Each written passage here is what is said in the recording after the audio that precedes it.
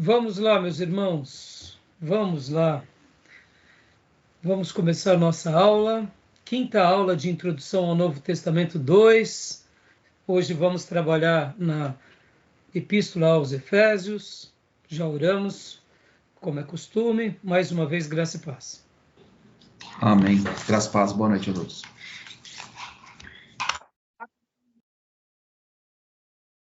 Amém. Bom, queridos irmãos, temos trabalhado nas cartas de Paulo e hoje a gente vai continuar. Se der tempo também trabalharemos na carta aos Filipenses. Estamos seguindo uma ordem que de fato é a ordem do livro-texto do nosso querido pastor Enéas Tonini, Janelas para o Novo Testamento. No livro do nosso amado, saudoso pastor Enéas e Marcos Bentes, eles seguem a mesma ordem do Novo Testamento. E no livro-texto também, que eu deixei vocês à vontade de comprarem, que é o livro do Gundry, Panorama do Novo Testamento, a divisão deles é muito legal, porque eles fazem algumas divisões bem curiosas. Eles mudam um pouco a abordagem. Eles não seguem a ordem que está na Bíblia. Eles seguem a ordem, por exemplo, as primeiras cartas de Paulo, e aí eles vão trabalhar nas cartas de Gálatas, 1ª e 2ª Tessalonicenses, que são as cartas que deduzimos serem as primeiras.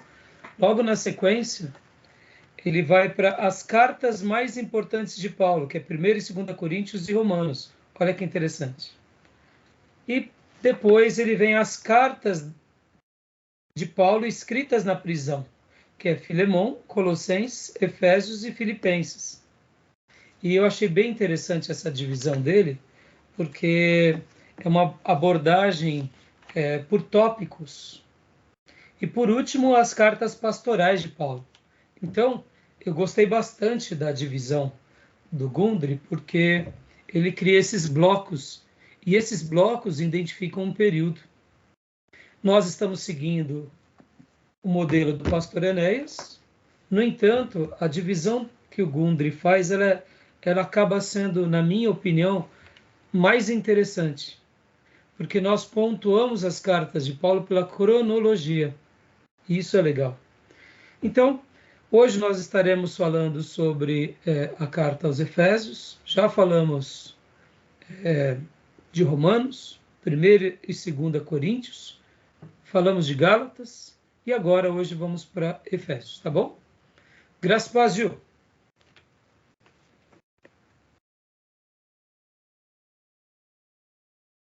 Não está saindo som não, Gil.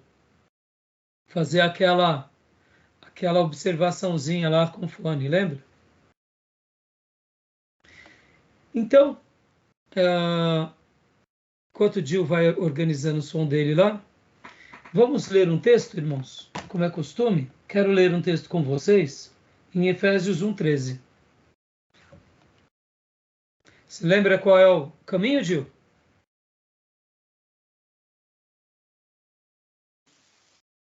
Vai. Fala de novo. Tá quase saindo som. Tem alguma coisa obstruindo. Agora estou, mas tá um pouquinho chiado. Tá chiado? Agora melhorou, não sei o que. Isso. Beleza. Tá ok? Agora tá. Será que era o fone do microfone que estava baixo? Eu fiz aquele mesmo caminho lá que o senhor me ensinou. Ótimo, então maravilha, deu certo. Então, joia. Pastor Johnny caiu a chamada dele? Então, pelo jeito caiu. Caiu. Vamos ler Efésios, capítulo de número 1, versículo de número 13. Efésios 1:13.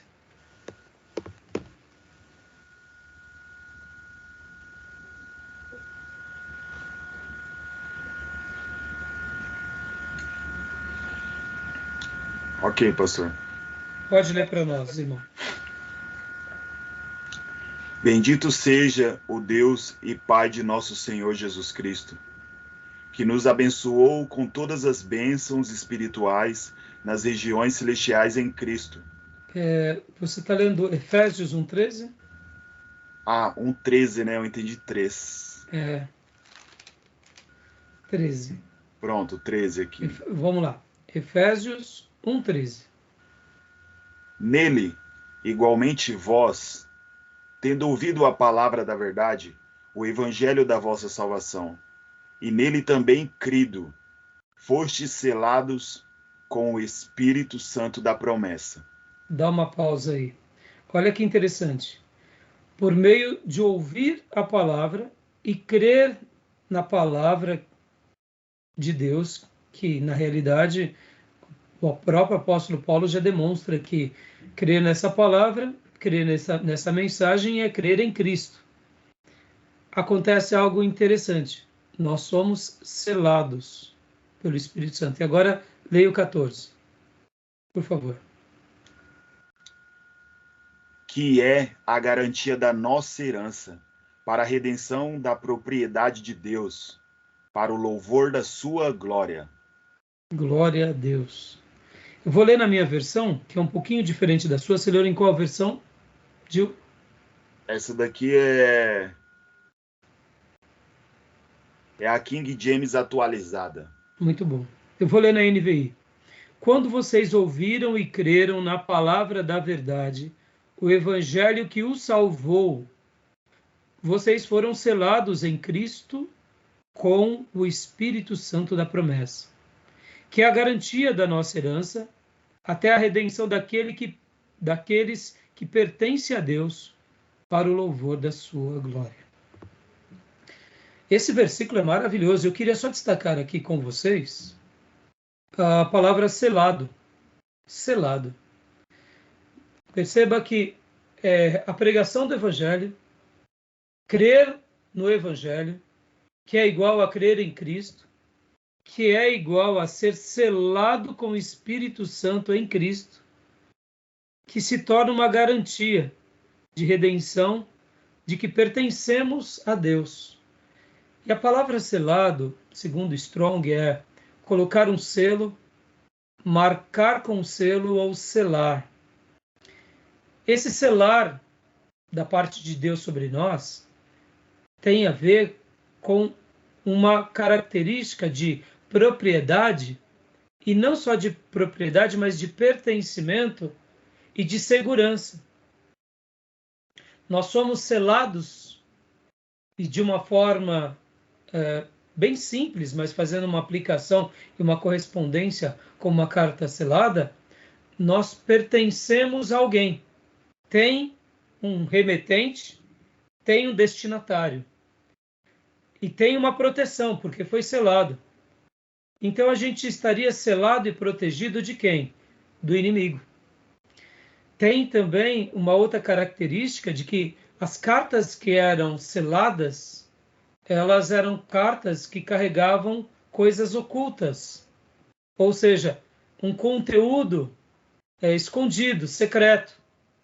A nossa vida, depois que somos selados, pertencemos totalmente a Deus. Os nossos pensamentos, os nossos sentimentos, a nossa vida passa a ser propriedade dele. E a gente está oculto para todas as coisas, exceto para ele, é claro, né? Então, tem essa ideia. E tem outra ideia também que Strong comenta muito, que é selo na semelhança de marcar uma coisa ou uma pessoa, como um selo ou sinete real. Aquele sinete, os reis tinham seus selos, os seus sinetes, mostrando, olha, ninguém pode abrir essa carta, quebrar esse laço, porque, de fato, aqui, essa carta, né, esse objeto, tinha um pertencimento, era marcado, era selado, demonstrando que ninguém jamais poderia abrir aquilo, a não ser a pessoa que era o destinatário. Olha que interessante, né? Nós fomos selados em Cristo pelo poder do Espírito. Olha a obra da Trindade. É Jesus, poderíamos dizer, que realiza a obra. É o Espírito Santo que nos sela em Jesus e nós estamos em direção ao Pai.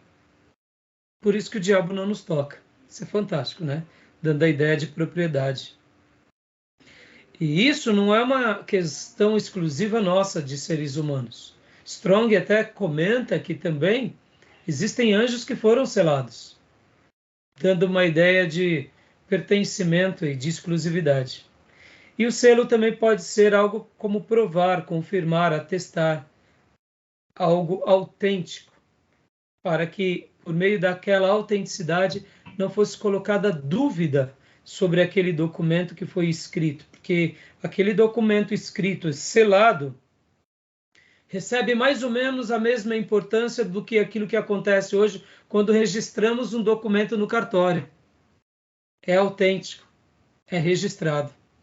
Então, para nós hoje, uma escritura registrada em cartório, que tem ali os nomes dos proprietários daquela negociação, atesta que aquele terreno está naquele registro e que foi ratificado por aquelas pessoas que dão testemunho e provam que é verdade. O selo tem a ver com isso. O selo de Deus em nós, por meio do Espírito Santo, em Jesus, porque cremos no Evangelho dele, dá esse significado de um documento válido, atestado, seguro, confiável. Paulo estava escrevendo para essa igreja e já começa assim essa carta. É extraordinário, não? Tá bom? Deixo aqui essa breve reflexão, porque esse texto é especial. E também quero aproveitar e quero comentar algo aqui para vocês. Eu estava no meu primeiro ano de seminário, ou melhor, início do segundo ano de seminário. E nos meus dias de seminário, o seminário da Igreja Batista do Povo, que sediava o STBN naqueles dias, a biblioteca não era muito maior do que o meu escritório. Dava um escritório e meio desse, no máximo 2. Ou seja, para vocês verem, quando Deus quer fazer uma obra especial, basta ter homens de Deus que tenham visão, né? O pastor Enéas Tonini começou o seminário na igreja dele, ou melhor, começou um tempo atrás, se não me falha a memória, na Barra Funda. Pouco tempo depois, ele levou o seminário teológico para a igreja dele. E uma das salas da igreja dele era a biblioteca. E a maioria dos livros que estavam lá eram doações, inclusive do pastor Enéas Tonini. Por que eu estou falando isso? Comparado ao seminário atual, o STBnet hoje, a biblioteca lá é bem grande, muitos exemplares.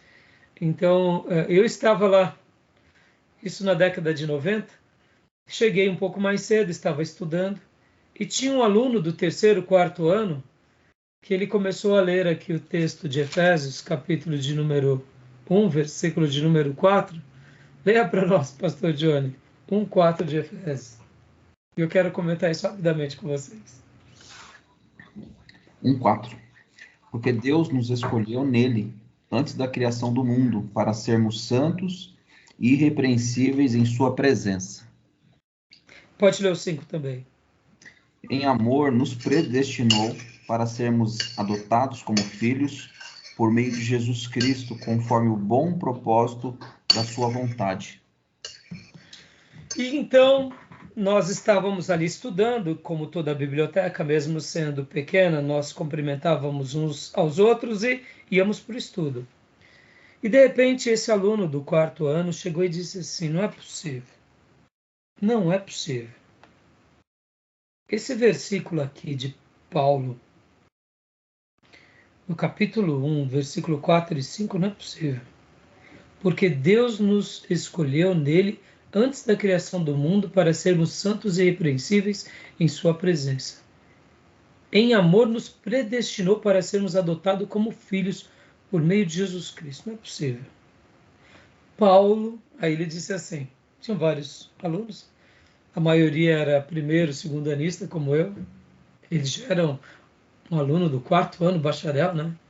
Falei assim, Paulo bebeu um vinho a mais aqui. Não é possível. Ele escreveu uma bobeira. Que negócio é esse de predestinação, de eleição? Não é? Como pode isso? E começou a fazer pergunta para nós. E eu lembro que eu pensei comigo, aqui complicou, hein? Mas Paulo também ter bebido um vinho a mais complicou mais ainda.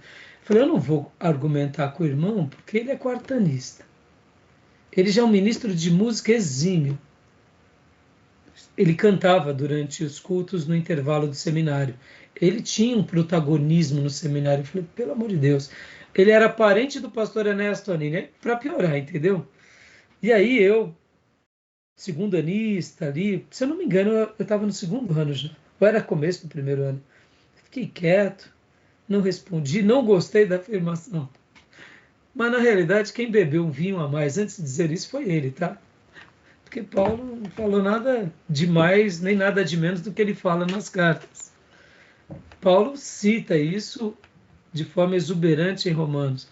Eu deduzo que o meu irmão, ele era um arminiano convicto. Então, quando você é um arminiano convicto, sem estudar as correntes, você só pende para um lado, né? Eu, naqueles dias, confesso para vocês que também só tinha uma visão arminiana. Porque tudo quanto eu lia sobre essa questão da predestinação e da eleição, todos os livros que eu lia eram arminianos. Então, logo, eu tinha uma formação arminiana.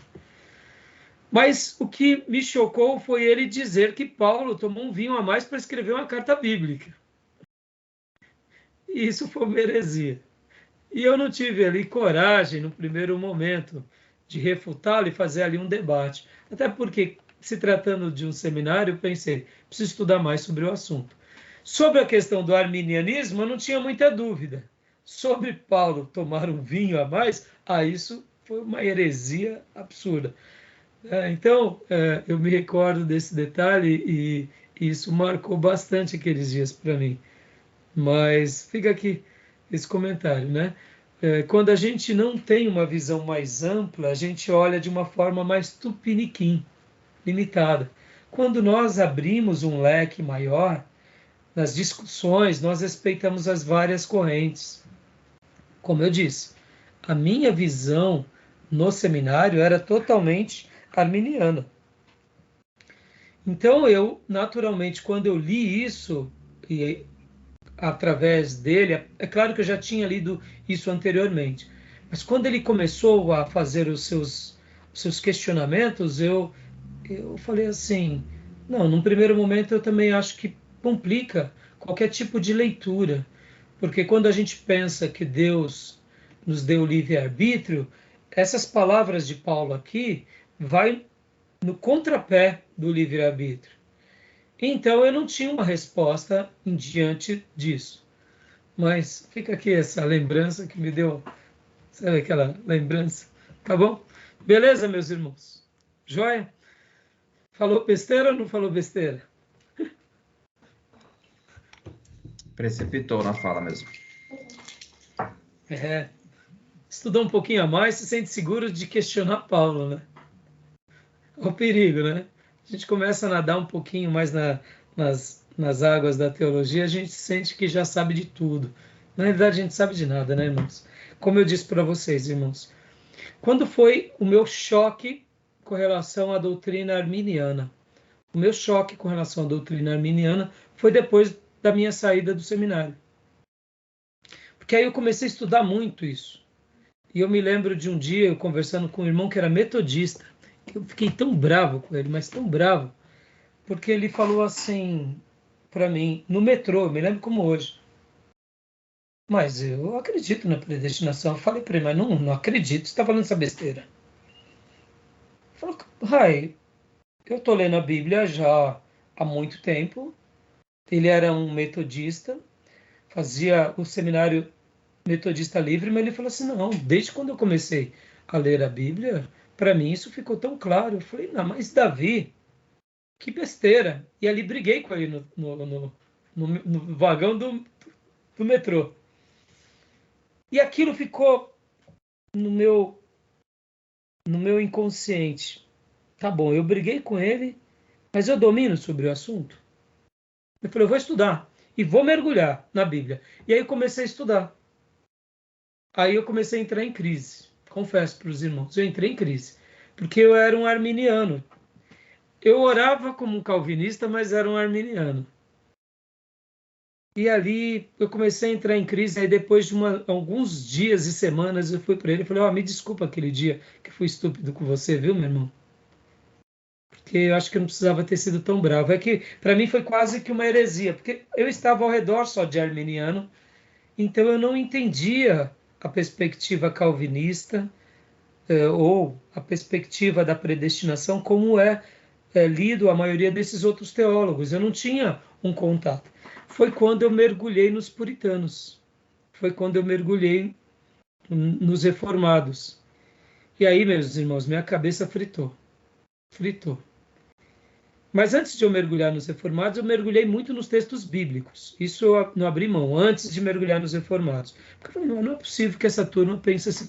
Quando eu fui mergulhar nos textos bíblicos, a minha cabeça deu essa fritada.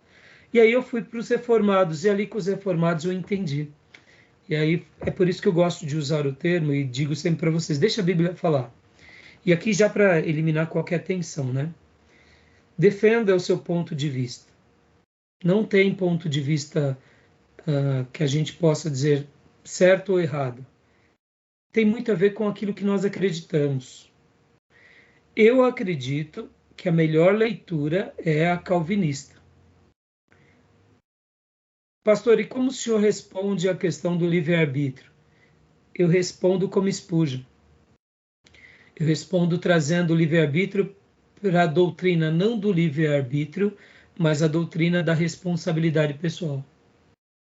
Porque uma coisa é fato, nós temos uma responsabilidade pessoal. Nós estamos aqui estudando agora porque, de fato, queremos. Ou Deus nos obrigou? Deus te obrigou? Teu pastor falou, se você não for para o seminário estudar com o pastor Raimundo, foi assim? Não, né? Percebam, nós temos uma responsabilidade que nos acompanha. Mas quando a gente começa a ler a Bíblia o tempo todo e deixa ela falar, gosto de usar essa expressão, irmãos, nós não podemos negar a doutrina da predestinação da eleição. E Paulo aqui, em Efésios, como em Romanos, como também em outras cartas, vai deixar isso muito claro. Mas principalmente em Efésios e Romanos. E aí, pedi desculpa para o meu irmão, e depois disso eu falei, a partir de um tempo depois, de tanto estudo e orar, eu falei, não, agora eu me identifico já numa outra linha. Mas convivo muito bem com cada irmão. Eu me considero um pastor batista calvinista. No entanto, eu circulo muito bem com os arminianos, porque eu entendo a mente de um arminiano por causa da questão da responsabilidade pessoal. E também entendo a crítica dos arminianos contra os calvinistas radicais. Porque eu não sei se vocês já viram, tem calvinistas que parece que só tem uma mensagem, só prega sobre a predestinação e eleição. Isso também é um ponto de desequilíbrio. Parece que tudo gira em torno da eleição e da predestinação. Nada foge disso. Parece que é uma música de um tom só e de uma melodia só. E a Bíblia pode ver que Paulo foi um grande evangelista. Então, né, eu acho que é um assunto bem legal. Quis só comentar aqui para dar uma refrescada na memória das minhas lembranças e para a gente, para eu falar, né, para a gente tomar cuidado com algumas falas de seminarista, porque muitas vezes o seminarista pode ser meio herético, que nem foi aquele lá. Tá bom, meus irmãos? Meus irmãos, eu quero ler uma frase aqui do pastor Enéas e do Bentes sobre a carta aos Efésios, ou Epístola aos Efésios. Olha só o que ele diz. Esta carta, escrita durante o primeiro período de prisão de Paulo em Roma, é das mais profundas e notáveis do Novo Testamento. Poço profundo e de águas cristalinas e abundantes, onde centenas de milhares ou mesmo milhões têm mergulhado seus cântaros para mitigarem sua sede da presença de Deus e da unção do Espírito Santo. Que palavras lindas! Essas são palavras do pastor Enéas, tá? Eu ouso e digo que não é do Bentes. Vivi muitos anos com o pastor Enéas Tonini e a maneira de citar as palavras, as vírgulas, é típico do pastor Enéas Tonini. Poço profundo, por exemplo. Já começa a segunda estrofe assim. E de águas cristalinas e abundantes. Então, eu acredito nisso. A carta aos Efésios é uma carta com um teor espiritual tão grande quanto Romanos. As duas cartas mais notáveis do apóstolo Paulo, na minha opinião, e por alguns teólogos, é Romanos e Efésios. Efésios e Romanos. Alguns vão ter uma preferência aos Efésios, outros aos Romanos. Eu costumo pensar que essas duas cartas são as cartas principais dele, de Paulo, não pela questão da doutrina da predestinação e da eleição, mas pelo corpo doutrinário de Paulo. Pela maneira em que Deus é apresentado, o Evangelho é apresentado, o Espírito Santo é apresentado e várias doutrinas bíblicas. Adoção, justificação, predestinação, dons ministeriais, a igreja, as batalhas espirituais, questões de cidadania, questões de prática com relação a esse mundo corrompido que devemos rejeitar, mudança na mente, a clareza da questão dos papéis na sociedade e questões dos papéis nas batalhas espirituais que existem. Ou seja, realmente essas palavras do apóstolo Paulo, do pastor Enéas, falando de Paulo aos Coríntios, ou melhor, aos Romanos, que inclusive ele cita que escreve de Roma. A gente vai ver aqui que há um debate sobre isso. É realmente muito lindo. E ele continua dizendo: cada epístola de Paulo foi inspirada pelo céu para abordar algum problema específico das igrejas do passado,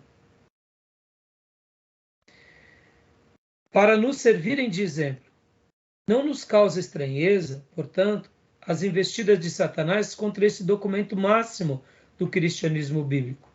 Os dardos do inimigo, entretanto, têm se partido ao impacto da rocha dos séculos, o Senhor Jesus. Palavras do pastor Enéas Tonini. Olha que interessante. Na carta aos Efésios, nós não veremos tantos problemas da igreja como é no caso da carta aos Romanos.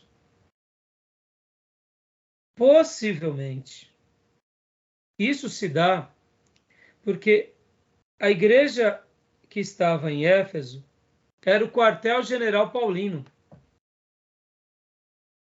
Foi a igreja mais sólida daqueles dias no Novo Testamento.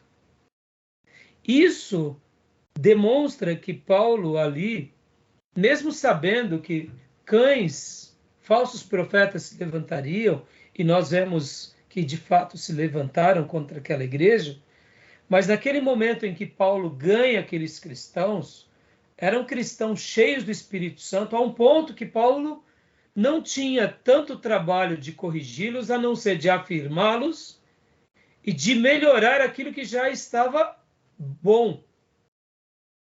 Paulo, aqui aos Efésios, aperfeiçoou aquilo que já era bom. Dá uma ideia que é uma igreja muito saudável, muito madura. Diferente da igreja dos Coríntios, aquela igreja era uma igreja doente, era uma igreja bipartida, faccionada, dividida, contendiosa, rasgada, orgulhosa, não tinha clareza de papéis, gostava de murmurar, de fofocar, de quebrar a autoridade dos líderes, usava o dom como vaidade. Essa igreja aqui já não. Essa igreja não tinha esses problemas. A igreja aos Coríntios era uma igreja nas fraldas, infantil, que cresceu um pouquinho e logo retrocedeu.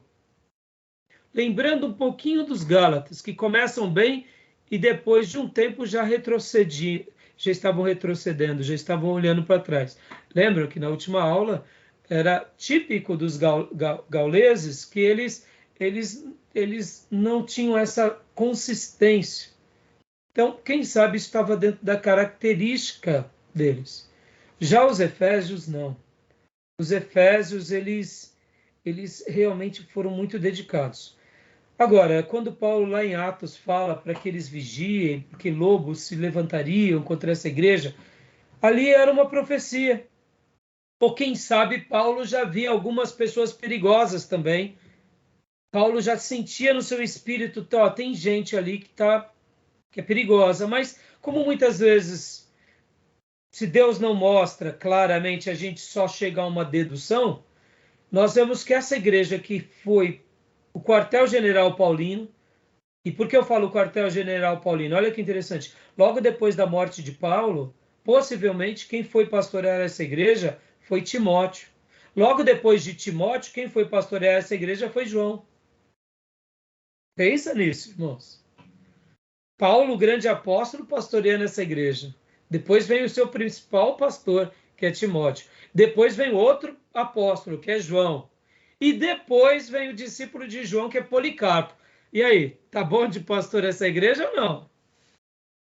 Pelo amor de Deus, só chapelão, né? Não tinha ali é só pastor forte que marcou a história, que foi discípulo de gente grande ou apóstolo principal. Então, agora percebam uma coisa, e agora a gente vai para os slides. Mesmo com tudo isso, essa igreja não foi diferente de muitas outras igrejas, e algumas décadas depois eles estavam fracos. Eles estavam precisando ser exortados de novo.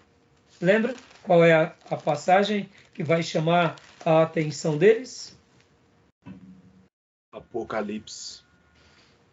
Apocalipse 2. Exatamente. Algumas décadas depois, esse quartel-general exímio, poderoso, quem sabe,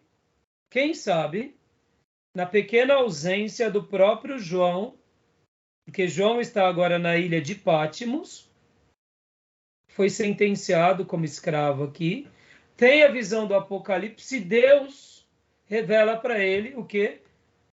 Na pessoa de Jesus, Jesus dita uma carta para João, que é Apocalipse 2. Ao anjo da igreja em Éfeso escreva: estas são as palavras daquele que tem as 7 estrelas em sua mão direita e anda entre os 7 candelabros de ouro. Conheço as tuas obras, o seu trabalho árduo e a sua perseverança. Sei que você não pode tolerar homens maus, que pôs à prova os que se dizem ser apóstolos, mas não são. E descobriu que eles eram impostores. Vocês têm perseverado e suportado o sofrimento por causa do meu nome e não têm desfalecido. Contra você, porém, tenho isto: você abandonou o seu primeiro amor. Lembra-se de onde caiu. Arrependa-se e pratique as obras que praticava no princípio. Se não se arrepender, virei a você, tirarei o seu candelabro do lugar dele. Mas há uma coisa a favor de você. Você odeia as práticas dos nicolaítas, como eu também odeio. Aquele que tem ouvidos, ouça o que o Espírito diz às igrejas. Ao vencedor darei o direito de comer da árvore da vida que está comigo no paraíso de Deus. Olha a repreensão, lembra de onde caístes. Pastor, o quartel-general paulino, o quartel-general de Timóteo, o quartel-general de João, de Policarpo, passou por isso? Passou. Então é interessante, irmãos, que mesmo com toda essa maturidade, a ideia que nos dá é que, com o passar dos tempos, eles foram perdendo essa intensidade e, como o texto bíblico diz, o primeiro amor. É possível que durante uma vida a gente perca o primeiro amor? É possível. É possível que em algumas gerações, e na troca de lideranças e nas novas gerações eles comecem bem e depois terminem bem, mal? É possível. É possível que já comecem mal e caminhem pior? É possível. O que aconteceu a gente não sabe, mas sabe que pelo menos aqui em algumas décadas eles perderam o ímpeto. Tá bom, meus irmãos? E hoje a gente vai estudar sobre essa carta, tá? Alguma pergunta? Pastor, será, eu aqui pensando, refletindo, né? Na época dos juízes, o povo era mais, juízes não, até Josué ali, dos juízes, eles eram mais dedicados ao Senhor, né? E aí, quando não tinha ninguém, eles caíram. Será se porque Paulo morreu, né? Não estava mais lá com eles perderam a referência e fraquejaram? Eu imagino que possa ter acontecido isso, né? Porque João escreveu, acredito que já tivesse passado todas as situações, né? Quando ele escreveu o Apocalipse, e Paulo já tinha sido martirizado. Será se eles caíram porque já não tinha mais ali a presença de Paulo para deixar eles firmes? Então, mas pode ser que tenha a ver isso. Pode ser que sim. Não tem como afirmar, né, pastor? Não tem, mas nós vamos ver, por exemplo, nos livros de Reis, que também acontecia isso. Quando havia um sacerdote muito convicto, muito piedoso, o rei se mantinha ali. E quando havia essa troca do sacerdote, muitas vezes até o rei debandava. Pastor, então quer dizer que as pessoas elas dependiam do líder? Tem vezes, mas isso aqui parece bobeira, mas a impressão que dá é que também em alguns períodos isso pode vir a acontecer. Pode. Que a pessoa, o líder, ou aquela pessoa influente, no momento que ela não está mais, os demais avacalham. Eu, particularmente, eu sei que isso é um pouco difícil de admitirmos, mas é possível, é bem possível. Agora, perceba que João estava preso em Patmos por causa do Evangelho, ou seja, ele era um exemplo de piedade, né? Sim. Porque, como fala lá também que eles deixaram o primeiro amor, né? Não é que eles esfriaram, né? Na verdade. Esfriaram, exatamente. Agora, será que também foi a perseguição? Já que João foi também e foi preso, será que eles também estavam dizendo, poxa vida, é só chumbo grosso? Sim, cansaço, né? Ah, pelo amor de Deus, quanto mais que nem diz o católico, quanto mais eu rezo, aparece mais assombração, né? Com nós crentes. Quantas mais ora, aparece mais demônio. Então, é possível, irmãos. Uma coisa eu sei, Maísa, é por isso que a Bíblia ela deve ser aplicada para nós e a gente tem que fazer uma aplicação sempre muito criteriosa em cada período, porque isso vale até para nós. Tem vezes que nós temos mais vigor por causa da idade, tem vezes que a gente tem menos vigor porque ou envelhecemos ou ficamos doentes. E essa questão, ela é muito curiosa se a gente não souber discernir direito. A gente também perde o primeiro amor. Muitas vezes a gente fica, eu diria, triste por causa das pessoas, por causa do sofrimento no Evangelho, a decepção com os irmãos. Tem pessoas que sabem administrar isso bem, tem pessoas que não sabem. A decepção com a liderança. Aqui só retrata uma coisa. Somos seres humanos e precisamos tomar cuidado. Né? Tá bom? Joia, gente. Vamos lá, então, aos nossos slides. Vamos correr. Mais alguma pergunta, meus irmãos? Mais alguma fala? Pastor Johnny? O paralelo que o senhor fez a respeito dos irmãos da igreja de Corinto com os irmãos de Éfeso no começo. Eu acho muito curioso, né? Porque é o mesmo apóstolo, certamente a mesma mensagem, mas ouvidos diferentes e comportamentos diferentes, né? São irmãos piedosos, como o senhor mesmo mencionou, na igreja de Éfeso, atuante, intensa, e Corinto uma igreja problemática pra caramba. Isso me deixa assim...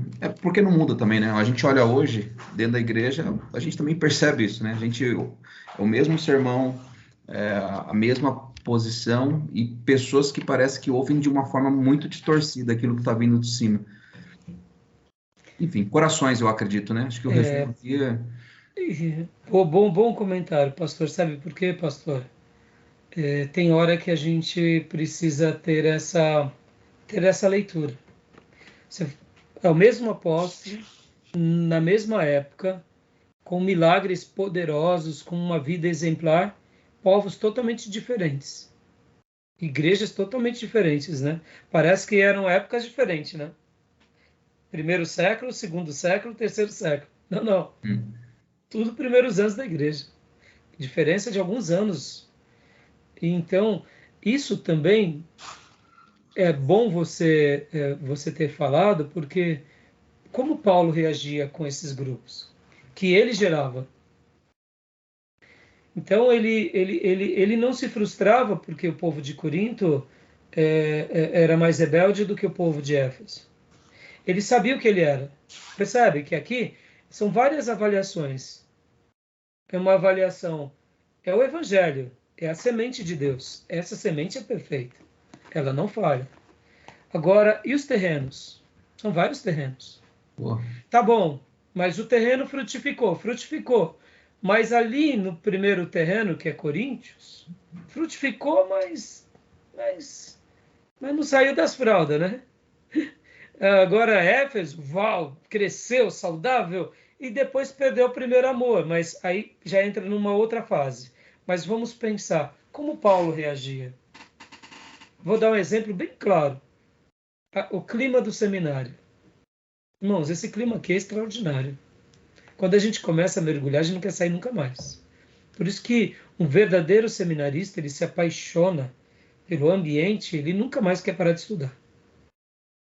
Seja nesse, seja no outro seminário, ele sempre vai tentar se identificar com um grupo que quer mergulhar mais fundo na palavra, porque é diferente. Pode ver que a nossa percepção espiritual na classe, isso vale aqui para a classe online e vale para a igreja também quando é presencial.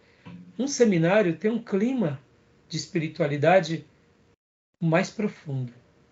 Eu me lembro quando o Júnior começou aqui a nossa turma, ele falou, pastor, precisamos de fazer esse seminário crescer. Eu falei, calma, Júnior, calma, não tenha pressa. Eu queria ter 300 alunos, tá, irmãos? Só para deixar vocês bem tranquilos. Eu estou dando aula de manhã, de tarde, de noite. Eu vou me virar nos 30 para poder atender. É claro, eu sei que eu tenho um limite também. Hoje eu falei 300 aqui para mostrar o seguinte, que se Deus mandar, pode mandar 3.000, a gente vai dar um jeito, que se Ele mandou, Ele vai capacitar. Agora eu falava para o Júnior, não, Júnior, fica tranquilo. A gente não precisa ter muitas pessoas. Porque muitas vezes temos muitas pessoas que desarmonizam a classe. Porque elas não estão na mesma proposta espiritual. Elas estão numa proposta, quem sabe, de vaidade. Então, sempre o irmão está quebrando o ritmo da classe e o professor fica sempre truncado. Na hora que vai trocar a marcha, engasga. E pode ver, uma classe espirituosa é diferente. Uma classe que as pessoas podem até ser mais... São vários níveis de espiritualidade, porque é obreiro, é novo convertido, não sei o que e tal, é pastor, é missionário, mas quando as pessoas estão entregues, pode ser uma classe de 1, de 3, de 5, é diferente. Então percebe que o clima da classe no seminário é diferente de uma escola bíblica, que é diferente da igreja, que essa igreja é diferente daquela, que esse grupo familiar é diferente daquele. Essa percepção a gente tem que ter, porque senão muitas vezes a gente acha que a culpa das pessoas estarem na fralda é nossa. Porque é isso que as pessoas tentam nos dizer. Porque eles tentam colocar, se você fosse mais espirituoso, pastor, você não faria crescer mais. E a questão não somos nós. Nós não somos o Evangelho. Pregamos o Evangelho. Isso é muito forte. A semente é de Deus. Nós só lançamos a semente. Nós não somos a semente. O fato de vocês crescerem e se tornarem ministros exímios vai ser de vocês dando ouvido ao Espírito Santo, assim como cada ovelha na igreja. Eu ser um exemplo, eu vou trazer orgulho a Deus em primeiro lugar e um exemplo para vocês seguirem os meus passos ou seguirem passos de outros homens de Deus para crescerem também. Mas eu não sou o que gera em vocês, quem gera é o Espírito Santo, vocês se rendendo a Ele. O fato de eu dar um bom testemunho é só minha obrigação. Se eu dou um mau testemunho, aí eu maculo, como servo de Deus, aquilo que eu deveria fazer. Por isso que a gente não pode dar mau testemunho. Mas a gente tem hora que acha que a transformação nos outros será nossa, e não é. E nisso Paulo era muito resolvido. Paulo era muito resolvido de repreender, mandar para Satanás um cristão, repreender a igreja, escrever várias cartas e se comunicar de forma espiritual aos irmãos de Roma e de Éfeso, porque eles eram espirituais. Então a gente tem que ser muito resolvido, a gente tem que saber o que nós somos. E aqui fica uma dica também. Lembrem-se disso, que um ministério na vida de um ministro, de um pastor, um evangelista, um obreiro piedoso, é longeva. E durante esse período a gente vai ter vários grupos sobre o nosso cuidado. Ora grupos mais piedosos, mais crentes, ora grupos mais mundanos mesmo, que vão ser atribulados. E a gente tem que ser firme do quê? De pegar esses atribulados e falar, não, é aqui, ó. E esses que já são espirituosos, a gente fala, isso, irmão, vamos continuar.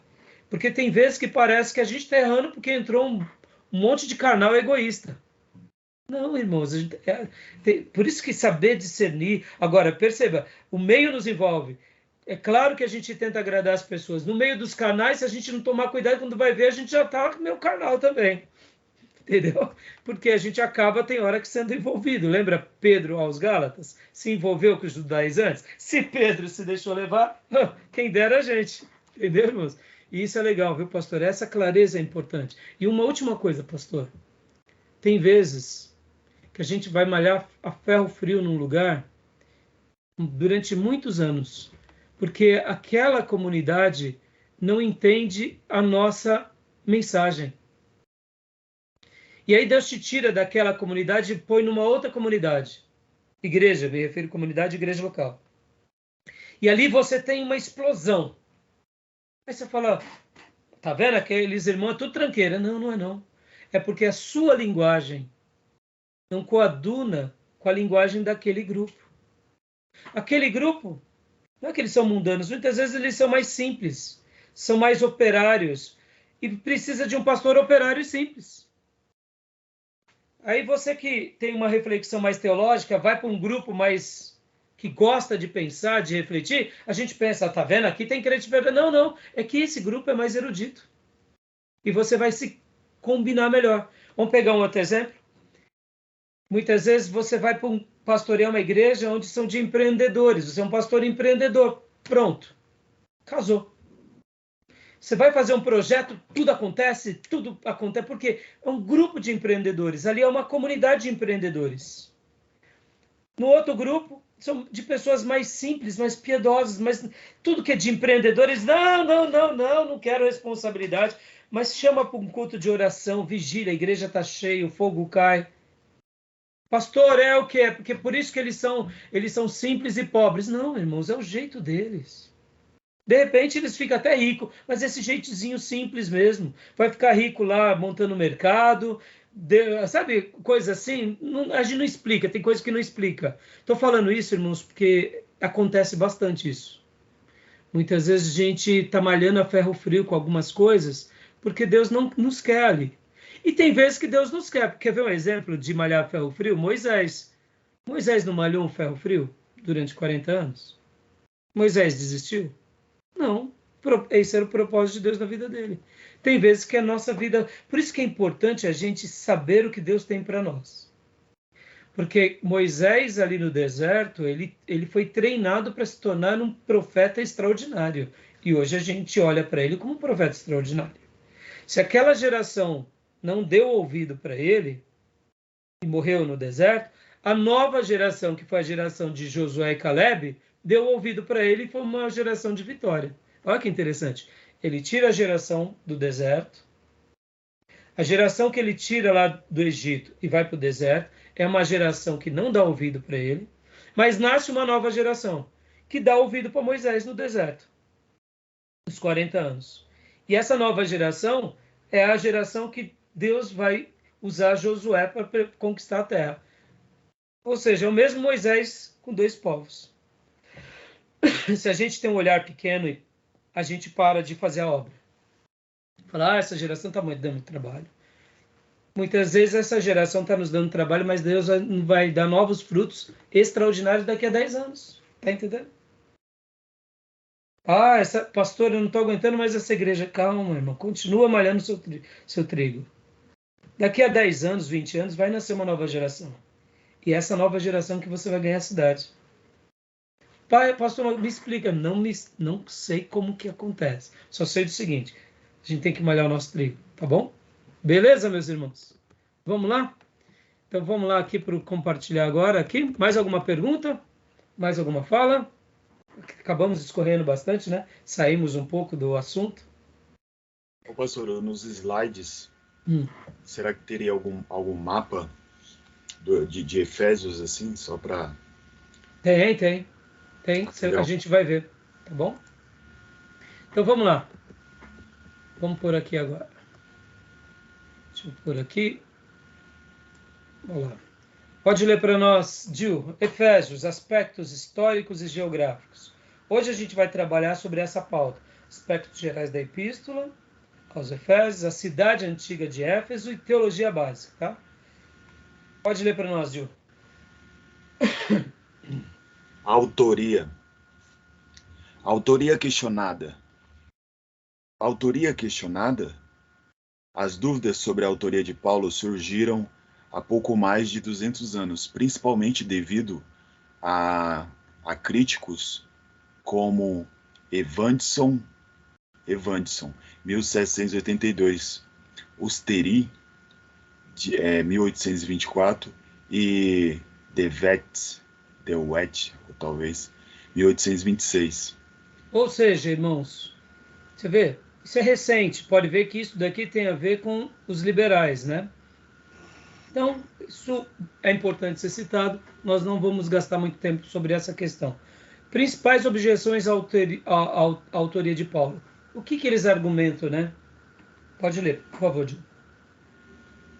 Diferenças de vocabulário, 42 palavras exclusivas, e de estilo, muito menos apaixonado como de costume. Deixa eu dar uma pausa aqui. Percebe que quando esses irmãos que vão fazer essas abordagens e essas críticas, eles colocam pontos significativos. Mas é isso que eu falo para vocês, né? Assim como o pentecostal peca muitas vezes pela emotividade, o avivado também, os teólogos mais racionais pecam pela racionalidade excessiva. Porque muitas vezes eles são catedráticos, irmãos. Deixa eu só fazer uma pergunta aqui para vocês. O pastor de vocês, John e Jill, toda mensagem é igual? Ou tem mensagem que parece que ele está cuspindo fogo e tem outras que parece que ele está em cima de uma montanha de gelo? Não é assim? Eu não sei se vocês já notaram, até mesmo vocês pregando. Tem vezes que parece que o céu desce sobre vocês e vocês mal conseguem se controlar. E outras vezes parece que é uma mensagem tão reflexiva que parece que estão dando aula. Ou seja, é o mesmo pregador? Percebe que quando a gente vai para o lado mais prático, mais pragmático, mais pastoral, essas diferenças acontecem. Mas para o catedrático, não pode ter mais palavras exclusivas. Paulo não pode ter ficado mais pensativo. Paulo não pode ter ficado menos apaixonado. Qual o problema? Percebe que são discussões válidas, mas que acabam tendo refutações como essa que eu acabo de fazer. Não tem muito sentido, entendeu? Mas assim, consideramos, ouvimos, lemos e contra-argumentamos. É aquilo que eu já disse, a teologia liberal ela cria um desserviço, e esses irmãos criam um desserviço, porque na hora que a gente questiona a autoridade de Paulo, então quem foi que escreveu Efésios? Então a gente já vai ver, já, que Paulo escreve aos Efésios, porque ele se cita, ele se inclui. Logo, então, não era Paulo, era um discípulo. Logo, era alguém querendo falar em nome de Paulo. Logo, pode ter sido um impostor. Ou seja, olha as dúvidas que gera no coração da igreja. Ah, pastor, mas isso são discussões teológicas. Irmão, mas toda discussão teológica chega na igreja, né? Se não chegasse, a teologia liberal ficaria só nos seminários, e não fica, né? Então, percebam como eles fazem um desserviço em nome da intelectualidade.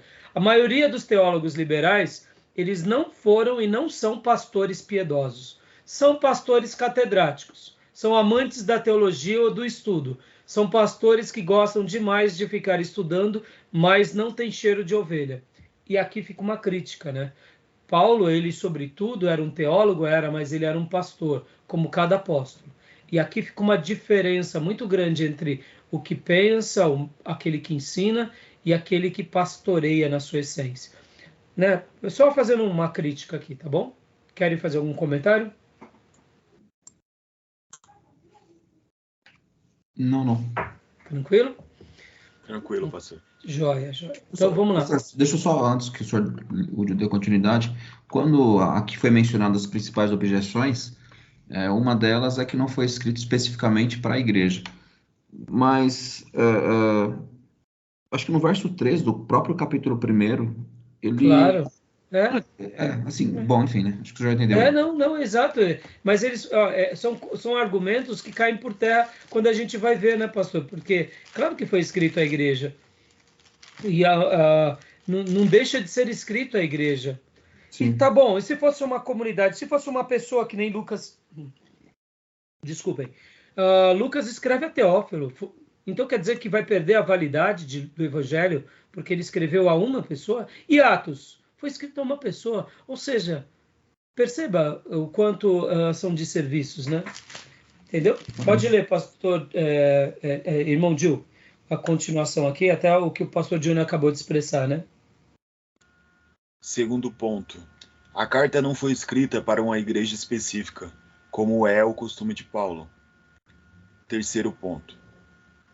Os ensinos apresentados na carta contêm diferenças com os paralelos de Paulo com outras epístolas. Pouca escatologia, a questão dos dons espirituais é diferente do de Coríntios, a questão da descida ao Hades, capítulo 4, versículo 8 ao 10, é exclusiva. O autor revela, quarto ponto, o autor revela com o pensamento helênico. Fluência, né? O autor revela fluência com o pensamento helênico. Isso. Olha só, então é o que eu acabei de dizer, irmãos, esses tipos de argumentos não se sustentam. Irmão, é o seguinte, nós precisamos ser teólogos piedosos, que ouvimos tudo e retemos o que é bom, e contra-argumentamos com todos. Tudo bem, quer ser um liberal, quer dizer que não é Paulo? Fique à vontade. Eu, particularmente, acho que isso não são evidências que se sustentem adequadamente. O versículo 1, como o pastor Johnny disse, aos santos e fiéis em Cristo Jesus que estão em Éfeso. O que é isso, senão uma comunidade? Não tem muito nexo. Então, assim, tem pouca escatologia. Pera lá. Tem pouca escatologia? Então, Filemão tinha que ter escatologia? As cartas pastorais tinham que ter escatologia? Elas têm. Tito, não me recordo totalmente, mas não me lembro muito, mas Tito aborda pouca coisa. Espera aí. Então, percebe? Irmãos, tem poucas críticas à igreja. Eu acabei de dizer. Vamos pegar a carta aos Filipenses. A carta aos Filipenses é uma carta totalmente diferente de Efésios, não tem nada a ver. O que tem de escatologia em Filipenses? Puxa, pouquíssimas coisas. É uma abordagem totalmente exclusiva. Os liberais, irmãos, é como eu falo, eles querem, na minha opinião, eles ficam tentando construir castelos nas nuvens. Mais cedo ou mais tarde, tudo cai, entendeu? Tá bom? Não se sustenta. Beleza? Vamos lá. E agora, vamos dar uma pausa, já deu 1 hora. E aí a gente continua. Mais alguma dúvida a partir daí? Tudo bem? Nenhuma dúvida? Tranquilo? Tranquilo. Então vou parar a gravação, tá bom, meus irmãos? Beleza.